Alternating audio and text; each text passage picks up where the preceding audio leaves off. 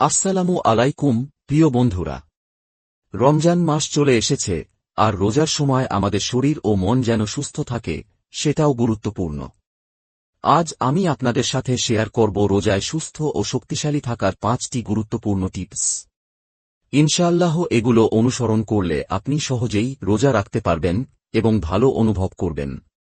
চলুন শুরু করা যাক। টিপ 1, সেহরিতে পুষ্টিকর খাবার খান। সেহরি খুবই গুরুত্বপূর্ণ, কারণ এটি আপনাকে সারাদিন শক্তি যোগাবে। প্রোটিন, ফাইবার ও ধীরপাচ্য কার্বোহাইড্রেট যেমন ডাল, ওটস, ডিম, খেজুর এবং শাকসবজি খান। খুব বেশি তেলমশলাযুক্ত খাবার এড়িয়ে চলুন। টিপ 2, ইফতারে ভারী খাবার এড়িয়ে চলুন। হাদিসে এসেছে, নবীজি খেজুর ও পানি দিয়ে ইফতার করতেন। আমরা অনেক সময় ইফতারে বেশি তেলমশলাযুক্ত খাবার খেয়ে ফেলি, যা শরীরের জন্য ক্ষতিকর। তাই ইফতারে হালকা ও স্বাস্থ্যকর খাবার খান, যেমন ফল, শরবত, খেজুর এবং স্যুপ। টিপ 3, পর্যাপ্ত পানি পান করুন। রোজায় পানি কম খেলে শরীরে ডিহাইড্রেশন হতে পারে।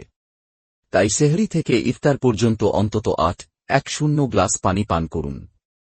একবারে বেশি পানি না খেয়ে ধীরে ধীরে খান, এতে শরীর ভালো থাকবে। টিপ 4, তারাবিহ ও অন্যান্য ইবাদতের জন্য শক্তি ধরে রাখুন।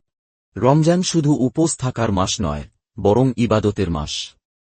তাই তারাবিহ, তাহাজ্জুদ ও কুরআন তেলাওয়াতের জন্য শক্তি ধরে রাখতে ভালো খাবার খান, পর্যাপ্ত বিশ্রাম নিন এবং মনোযোগ দিয়ে ইবাদত করুন। টিপ 5, ধৈর্য ধরুন ও রাগ নিয়ন্ত্রণ করুন।